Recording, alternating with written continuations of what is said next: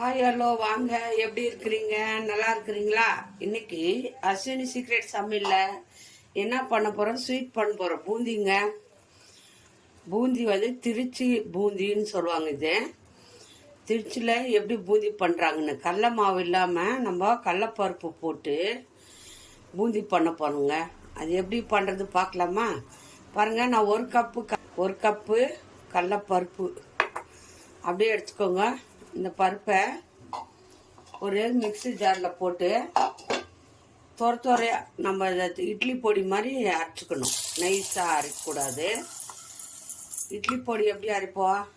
இட்லி தொட்டுன்னு அந்த பதத்தில் இதை அரைச்சிக்கணும் நம்ம.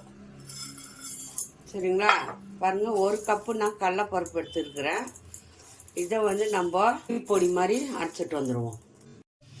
பாருங்கள், பருப்பு வந்து இந்த மாதிரி அரைச்சிக்கணும். பாருங்கள், கொஞ்சம் இட்லி பொடி மாதிரி இருக்கணும். நைஸாக இருக்கக்கூடாது, துறான்னு இந்த மாதிரி இருக்கணும். கடலப்பருப்பு நைஸாக அரைக்காதுங்க, கொஞ்சம் நைஸ். இது நம்ம இட்லி பொடி எப்படி இருக்கும் அந்த மாதிரி அரைச்சிக்கணும். சரிங்களா? இப்போது ஒரு கப்பு அளவு கரெக்டானால எல்லாத்தையும் அளந்துக்கணும். பாருங்கள், ஒரு கப்பு ஆச்சா? ஒரு கப்பு போட்டுக்கணும். பாருங்கள், இன்னொரு கப் ஆகிருக்கு. பூந்தி அவ்வளோ நல்லாயிருக்கும், டேஸ்டியாக சாப்பிட்றதுக்கு வித்தியாசமாக இருக்கும். பாருங்கள், நான் ஒரு கப்பு பருப்பு போட்டேன். அதில்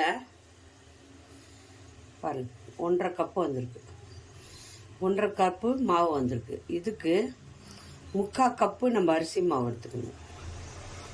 1.5 கப்புக்கு 3/4 கப்பு பாதி. பாருங்கள், நம்ம வந்து இந்த கடலை மிக்சியில் அரைச்சதுக்கு 1.5 கப்பு வந்திருக்கு. பாருங்கள், அரிசி மாவு 3/4 கப்பு எடுத்துக்கிறேன். பாதிக்கு பாதி அரிசி மாவு. கரெக்டாக அளவு வந்து கரெக்டாக இருந்தால் தான் பூந்தி வந்து நல்லா வரும். சரிங்களா? நம்ம தொறுப்பாக இருக்குது பாருங்கள். அரிசி மாவு 3/4 கப்பு, கடலை பருப்பு மாவு 1.5 கப்பு, பாதிக்கு பாதி கலந்துக்கணும். சரிங்களா? இப்போ இதில் கொஞ்சம் நம்ம இட்லி சோடா எதுக்கு போடுறோன்னா, இட்லி சோடா மாவு வந்து சாஃப்டாக வரதுக்காக பூந்தி, அதை இதில் போட்டுக்கோங்க. இட்லி சோடா இட்லிக்கு போடுறோம்ல ஆப்ப சோடா, அது போட்டுக்கோங்க. அது ஒரு 1/2 ஸ்பூன் போட்டு நல்லா மிக்ஸ் பண்ணிவிடுங்க. மாவு வந்து இப்போ நம்ம பிசைய வேண்டாம். ஃபஸ்ட்டு சர்க்கரை பாவு பண்ணிவிட்டு நம்ம அப்புறமா மாவு பிசைஞ்சுக்கணும். இது அப்படியே இருக்கட்டும், மிக்ஸ் பண்ணது. அப்புறமா நம்ம தண்ணி ஊற்றி இது பிசைஞ்சு உடனே போடணும். இது பிசைஞ்சு வைக்கக்கூடாது. மிக்ஸ் பண்ணி இப்படி வச்சுருங்க. அப்புறமா பிசைஞ்சிக்கலாம். இப்போ சர்க்கரை பாவு பண்ணிக்கலாம். நம்ம 1.5 கப்பு மாவு போட்டு இருக்கிறோம். என்ன மாவு? கடலையை வந்து பொடி பண்ணி 1.5 கப்பு போட்டுக்கிறோம். அதுக்கு 3 கப்பு போட்டுக்கணும் சர்க்கரை. 1 ஸ்வீட்டு அப்போ தான் கரெக்டாக இருக்கும். 1 2 சர்க்கரை போட்டோம். 3 கப்பு சர்க்கரை. கப்பு நம்ம சர்க்கரை போட்டுக்கிறோம். எவ்வளோக்கு? 1.5 கப்பு கடலப்பருப்பு மாவுக்காக நம்ம 3 கப்பு சர்க்கரை, பாதிக்கு பாதி அப்படியே எடுத்துக்கணும். டபுள் சர்க்கரை வந்து டபுள். முழுகிற அளவுக்கு தண்ணி ஊற்றிக்கணும். ரொம்ப தண்ணி ஊற்றக்கூடாது, சர்க்கரை முழுகிற அளவுக்கு. அவ்வளோதான். பாருங்கள், சர்க்கரை வந்து இவ்வளோ முழுகிருக்கு, தண்ணி எக்ஸ்ட்ரா இல்லை, கரெக்டாக இருக்குது. பாருங்கள், சர்க்கரை முழுகிற அளவுக்கு 2 கப்பு தண்ணி ஊற்றிருக்கிறேன். இந்த கப்பில் 2 கப்பு தண்ணி ஊற்றிருக்கிறேன். அவ்வளோதான். சர்க்கரை கரைஞ்சி வரணும். நல்லா சர்க்கரை பாவு கரைஞ்சி வரணும். ஃபஸ்ட்டு சர்க்கரை பாவு எடுத்துகிட்டு தான் நம்ம பூந்தி போடணும். இது சர்க்கரை கரையட்டும். சர்க்கரை வந்து கரைஞ்சி வருது. இப்போ வந்து நம்ம என்ன பண்ணோம்? ஒரு கால் கப்பு பால் ஊற்றிக்கோங்க. இதில் சர்க்கரையில் இருக்கிற அழுக்கெல்லாம் இந்த பால் எடுத்துகிட்டு வந்துடும். அதுக்காக கொஞ்சமாக பால் ஊற்றி இது பாவு பண்ணணும். அப்போ தான் வந்து இந்த சர்க்கரை வந்து அழுக்கெல்லாம் வந்துடும். பாருங்கள், சர்க்கரை கரைஞ்சிருச்சு. கரைஞ்சி வரும். அப்படியே பொங்கி இதெல்லாம் மேலே இருக்கிற அழுக்கு, அடியில் இருக்கிற அழுக்கெல்லாம், சக்கரில் இருக்கிற அழுக்கெல்லாம் வந்துங்க. இந்த சக்கரில் இருந்த அழுக்கெல்லாம் வருது. அதெல்லாம் அப்படியே இப்படி எடுத்துடணும். அழுக்கு இதெல்லாம் அதே மாதிரி எல்லாத்தையும் இப்படி ஓரம் கட்டுறதெல்லாம். சக்கரை பாவு வந்து நல்லா கொதிக்குது. இந்த ஓரங்கிற அழுக்கெல்லாம் எடுத்துடணும். பால் ஊற்றினா சக்கரை வந்து க்ளீனாக ஆகிடும். இப்போ வந்து பாவு பதம் எப்படி வருதுன்னு பார்ப்போம். ஒரு கம்பி பதம் வரணும். அப்போ தான் அது கரெக்டாக இருக்கும். மஞ்சத்தூளும் போட்டுக்கலாம். நீங்கள் ஃபுட் கலர் போடலைன்னா அது ஹெல்த்து இல்லை. இது மஞ்சத்தூள் போட்டுக்கோங்க, நல்லது உடம்புக்கு. ஏன்னா இது வந்து கலர் வரணும். பாவு கலர் இருந்தால் தான் பூந்தி எல்லோ கலராக வரும். இல்லைன்னா எல்லோ கலர் வராது. ரொம்ப ஃபுட் கலர் கலக்கல, எல்லோ மஞ்சத்தூள் தான் கலந்துடும். இது எல்லோ கலராக இருந்தால் தான் நம்ம பூந்தி சுட்டு போடும்போது நல்லா ஜூஸியாக வரும்.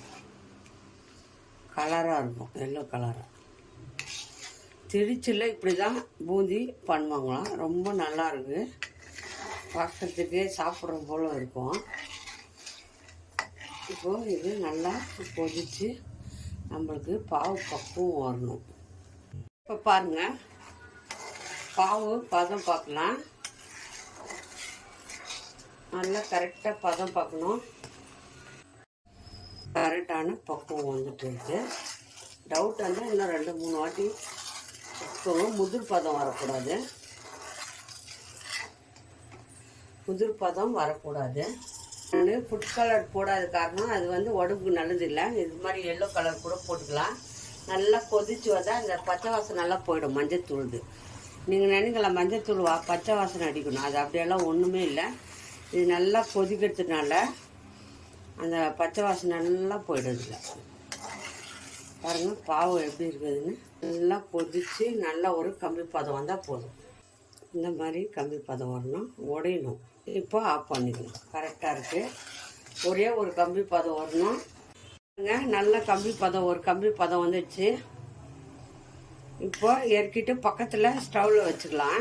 லைட்டாக சூடாகவே இருக்கணும். இப்போ நம்ம பூந்தி போட போகிறோம். எப்படி போடுறதுன்னு பாருங்கள். ஆஃப் பண்ணிவிட்டு இப்போ வந்து மாவு பிசைஞ்சிக்கலாம்.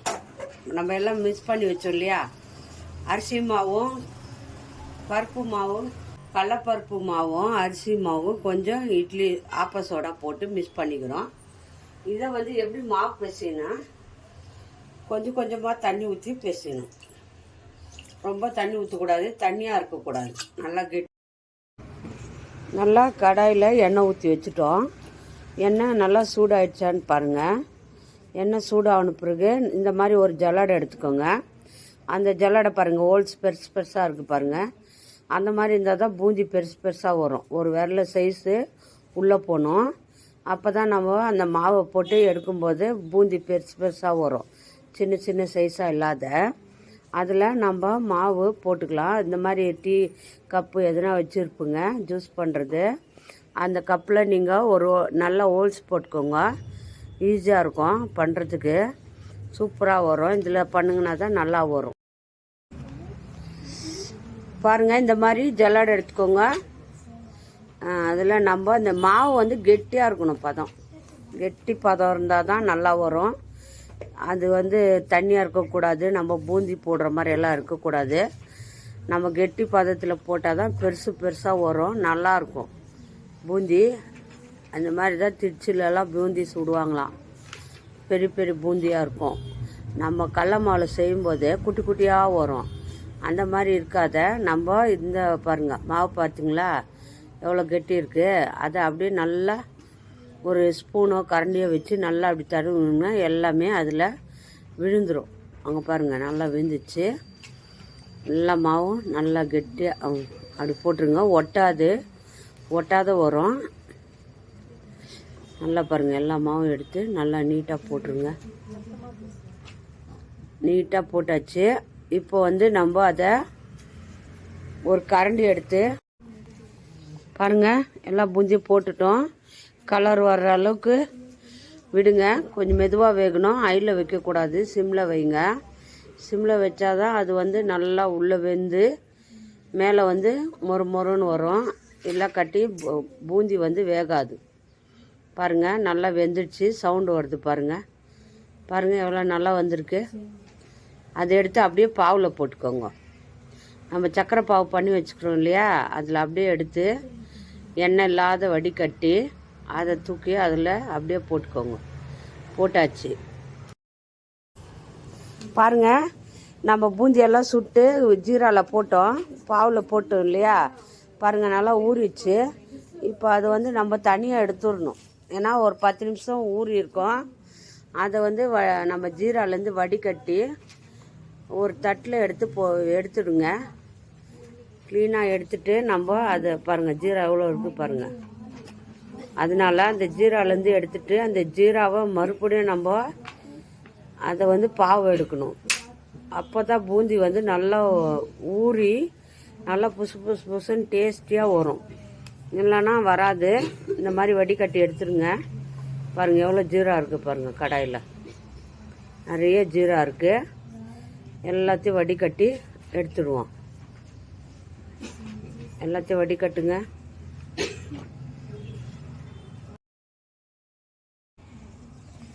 பாருங்கள், எல்லாத்தையும் எடுத்துட்டோம். எடுத்துட்டு இப்போ என்ன பண்ணோன்னா, இந்த பாவை வந்து நல்லா கொதிக்க வைக்கணும். ஒரு கம்பி பதம் வரணுங்க. இதை இப்போ பாருங்கள், அந்த பாவை அந்த போட்டதுமே அந்த ஜீராலாம் இழுத்துட்டு இருக்கும். அதனால ஜீரா மிச்சம் இருக்குது. அது வந்து தண்ணியாக இருக்கும். அந்த ஜீராவை நம்ம என்ன பண்ணோன்னா, இன்னொரு வாட்டி நம்ம கொதிக்க வச்சோம்னா ஒரு கம்பி பதம் வரும். அந்த கம்பி பதம் வர்ற வரைக்கும் நம்ம வெயிட் பண்ணோம். அதை நல்லா கலக்கி விடுங்க. அது கம்பி பதம் வந்துடுச்சு பாருங்கள். நல்லா கொதிக்க வச்சுட்டு ஒரு கம்பி பதம் வந்த பிறகு நம்ம அதை மறுபடியும் அந்த பூந்தி இதில் போட்டு நம்ம மிக்ஸ் பண்ண போகிறோம். சரிங்களா? இல்லைன்னா பூந்தி இன்னும் ஊறி நல்லா வராது சாப்பிட்ணும். பாருங்கள், பாவு பதம் வந்துச்சு. நல்லா கொதிக்குது பாவு. இப்போ எடுத்து அந்த பூந்தியை மறுபடியும் அந்த இதிலே போட்டுக்கோங்க. அந்த பாவுலே போட்டு நல்லா மிக்ஸ் பண்ணணும். பாருங்கள், போட்டாச்சு. போட்டுட்டு இப்போ நல்லா கலக்குங்க. லைட்டாக நல்லா திருப்பி விடுங்க. பாருங்கள், அந்த ஜீரெல்லாம் அப்படியே ஊறிடும். அது பூந்தி செம்ம டேஸ்டியாக இருக்கும். திருச்சியில் இந்த மாதிரி தான் பண்ணுவாங்களாம் பூந்தி. அவ்வளோ டேஸ்டியாக இருக்குது. பாருங்கள் எப்படி ஊறுன்னு வரும் பாருங்கள். ஜீரெல்லாம் ஊறிடும். ஊறின பிறகு 2 வாட்டி திருப்பி விட்டுருங்க. திருப்பி விட்டு ஆஃப் பண்ணிவிடுங்க. ஸ்டவ்வை ஆஃப் பண்ணிவிட்டு கட் பண்ணிவிடுங்க. பாருங்கள், நம்ம இந்த பூந்தி எவ்வளோ சூப்பராக வந்துருக்குது பாருங்கள். எவ்வளோ பெரிய பூந்தி பாருங்கள். பெரிய பூந்தியாக வந்திருக்கு. இது வந்து திருச்சியில் வந்து ரொம்ப ஃபேமஸான பூந்தியாங்க. திருச்சியில் வந்து எல்லாருமே இந்த பூந்தி சாப்பிடுவாங்களாம், கடையில் விற்பாங்களாம். ரொம்ப டேஸ்டியாக இருக்குமா. இந்த பூந்தியை தான் நான் செஞ்சு காட்டிக்கிறேன் இன்றைக்கி. திருச்சியில் இந்த மாதிரி கடலப்பருப்பு வச்சு நல்லா சூப்பராக எப்படி பண்ணுறாங்கன்னு பாருங்கள். ஜூஸ் வருது பாருங்கள். சாப்பிட்டா நல்லா ஜூஸியாக இருக்குது. எல்லாருமே விரும்பி சாப்பிடுவாங்க. ரொம்ப நல்லா வந்திருக்கு பூந்தி. இந்த பூந்தியை வந்து நீங்கள் வீட்டில் சிம்பிளாக பாருங்கள். 1 கப்பு போட்டதுக்கு 1 kg பூந்தி வந்துக்குது. 1 கப்பு கடலப்பருப்பு போட்டேன், அவ்வளோதாங்க. பாருங்கள், 1 kg பூந்தி வந்திருக்கு. சிம்பிளாக இந்த மாதிரி குழந்தைங்களுக்கு செஞ்சு கொடுங்க ஸ்நாக்ஸு. பாருங்கள், ஜீரா அப்படியே இறங்குனா பாருங்கள், அப்படியே ஜூஸியாக இருக்குது. நல்லா இருக்குது. ரொம்ப டேஸ்டியாக இருக்குது. யார் யாருக்கு இந்த பூந்தி பிடிக்குமோ லைக் பண்ணுங்கள், ஷேர் பண்ணுங்கள், கமெண்ட் பண்ணுங்கள். மறக்காத அஸ்வினி சீக்ரெட் சமையலை சர்ப்ரைஸ் பண்ணுங்கள். இன்னொரு டிஷ்ஷில் பார்ப்போம்.